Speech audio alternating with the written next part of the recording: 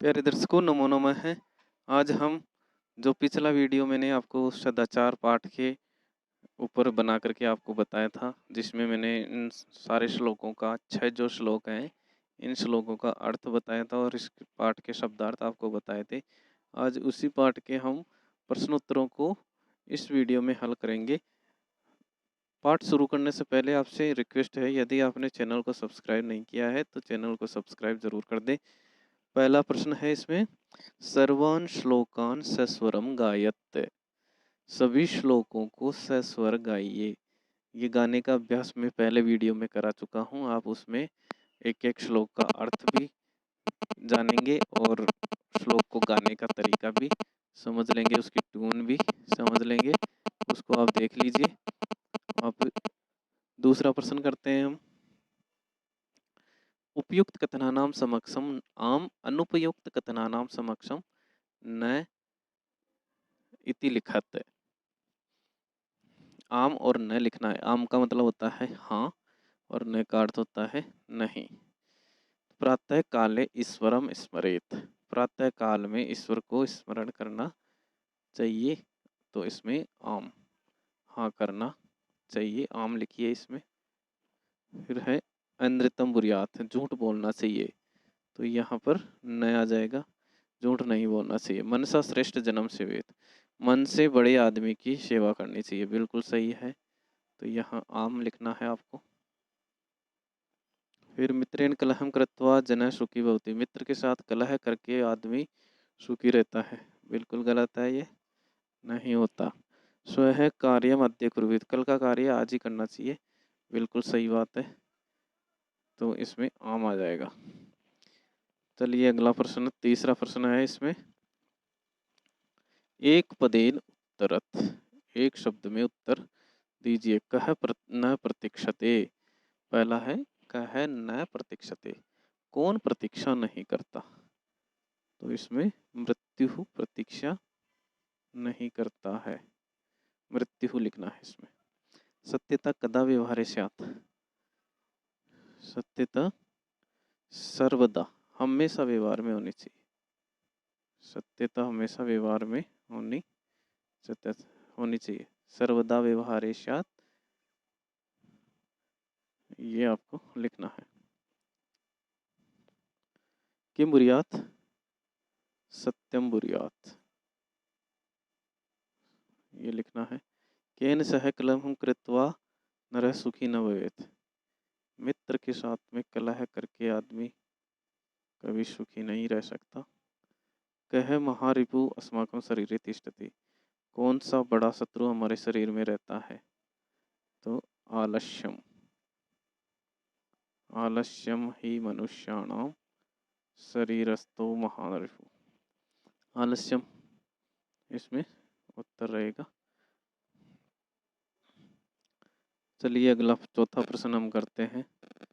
चौथा प्रश्न है, रेखांकित पदानि आधृत्य प्रश्न निर्माण करो, तो रेखांकित शब्दों के आधार पर प्रश्न का निर्माण कीजिए।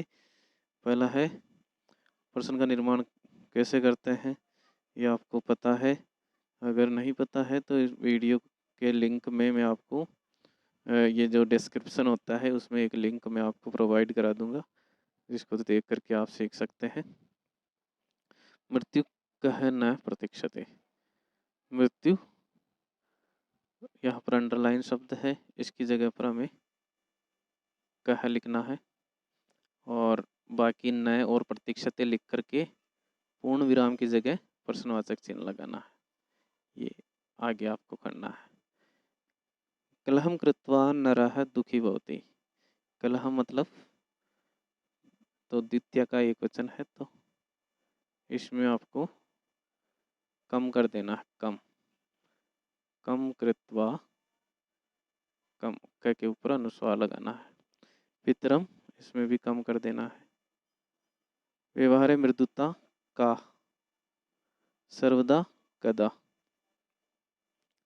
ये लिख करके आपको पूरा जो बचे हुए शब्द हैं उनको लिखना है और लास्ट में प्रश्न चिन्ह लगाना है, यही इस प्रश्न में करना था।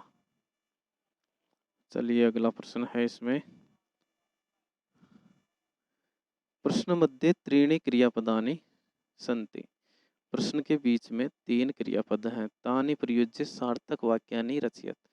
उनको प्रयोग करके सार्थक वाक्यों की रचना करनी है।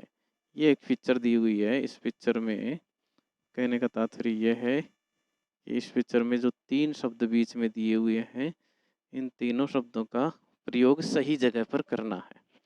जैसे मैं यहाँ पर बुरियात के 1 नंबर डाल देता हूँ, आप याद रखिए। 1 नंबर, सेवेत का 2 और शात का 3। तो आप याद रखिए 1 नंबर किसका है? बुरियात का। सेवेत 2 और शात 3। तो ये जो श्लोक आपने पढ़ा था, इसी पाठ का जो श्लोक पढ़ा है, उन श्लोकों का ही इस चक्र में यूज हुआ है। तो उसी का यूज आपको इस चक्र में करते हुए इसको कंप्लीट करना है। यहाँ जो वाक्य बना रखे हैं 8, इनमें आपको लिखना है। तो एक बार मैं बता देता हूँ आपको। नृतम, यहाँ से देखिए, नृतम प्रियम च न। झूठ प्रियम और मीठा, च न झूठ और मीठा, यानी प्रिय झूठ नहीं, क्या करना, क्या नहीं, बुरियात यानी बोलना नहीं चाहिए। तो यहाँ पर आपको 1 नंबर की वर्ब लिखनी है, इसको बुरियात को लिखना है। यहाँ पर नृतम प्रियम च न बुरियात लिख करके वाक्य कंप्लीट करना है। कहाँ करना है? यहाँ नीचे जगह दी हुई है, यहाँ से आपको वाक्य लिखना शुरू करना है। तो यहाँ आपको बुरियात करना है। नृतम प्रियम च न बुरियात हो गया। इसके बाद में मनसा मातरम पितरम च। मन से माता और पिता को क्या करना चाहिए? सेवा करनी चाहिए। तो यहाँ मैं 2 नंबर डाल देता हूँ। 2 नंबर से क्या पता चलता है? सेवेत आएगा।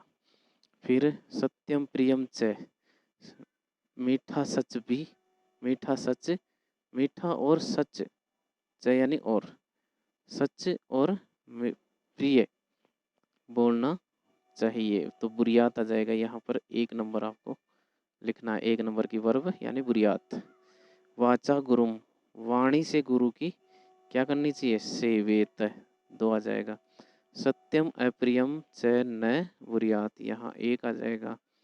व्यवहारे कदाचन कौटिल्यम, व्यवहारे कदाचन कौटिल्यम न शात, यहाँ पर 3 आ जाएगा। शात को यहाँ लिखना है। श्रेष्ठम जन्म कर्मणा सेवेत, तो 2 यहाँ आ जाएगा। व्यवहारे सर्वदा उदार्यम स्यात्, तो यहाँ पर भी आपको स्यात् लिखना है, अर्थात 3 नंबर को यहाँ लिखना है। तो इन तीनों शब्दों को, जो 3 शब्द इस एक गोल चक्र में दिए हुए हैं, इनको, इनके नंबर जिस तरह से मैंने लिखा है, वैसे इनके पीछे लिख करके आपको इन वाक्यों को कंप्लीट करना है। 8 वाक्य बनाने। चलिए अगला 6ठा प्रश्न है। मंजूषातः अव्यय पदानि चित्वा रिक्त स्थानानि पूरयत। मंजूषा में से अव्यय शब्दों को चुन करके रिक्त स्थानों की पूर्ति कीजिए।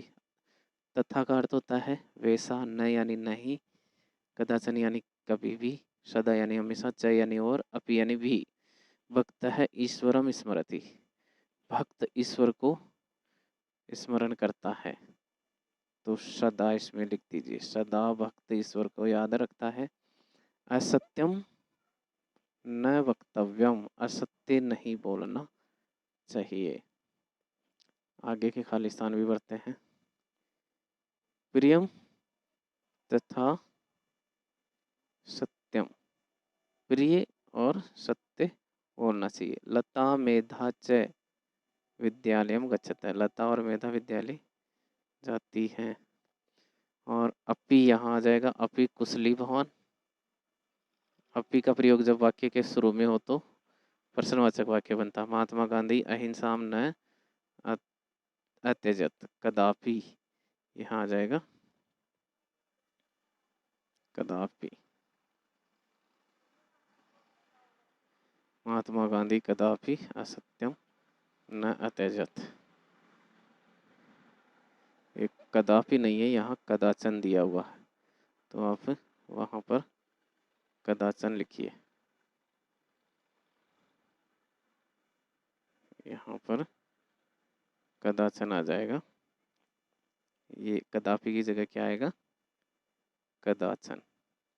इसको ठीक कर लीजिए, गलत लिख दिया मैंने। कदापि का अर्थ भी कभी भी होता है, कदाचन मतलब भी कभी होता है, तो इसलिए मैंने यहाँ ये गलती कर दी है। आप इसको ठीक करिए। अगला है 7वां प्रश्न। चित्रम दृष्ट्वा मंजुषातः पदानि च प्रयुज्य वाक्यानि रचयत। वाक्य बनाने हैं। ये एक मंजूषा नीचे दी हुई है, इस मंजूषा का प्रयोग करते हुए आपको वाक्य बनाने हैं। 4 वाक्य बनाने हैं हमें। तो सबसे पहला वाक्य बना देते हैं 1 नंबर पे। शिक्षक से शिक्षकः, इन्हीं शब्दों को यूज कर रहा हूँ मैं। शिक्षकः कक्षायां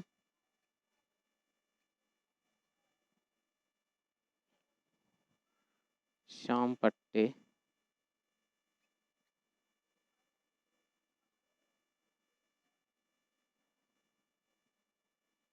लिखति। बस एक वाक्य ये लिख दिया। दूसरा है सह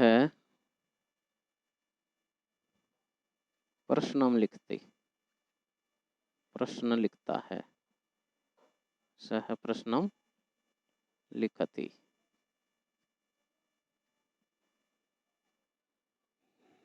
तीसरा लिख दीजिए, छात्र हैं तो छात्राः पुस्तिकायां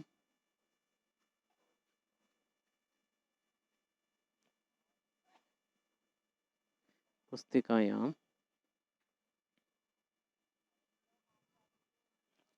लिखन्ति।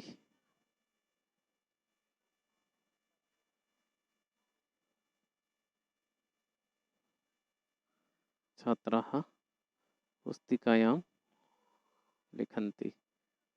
फिर चौथा लिख दीजिए,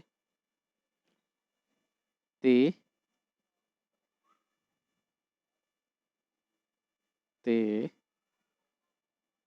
उत्तराणि लिखन्ति। उत्तराणि लिखन्ति। इस तरह से 4 वाक्य आपको लिखने हैं। इसके बाद शायद पाठ कंप्लीट है। हाँ, ये कंप्लीट हो गया है। धन्यवाद।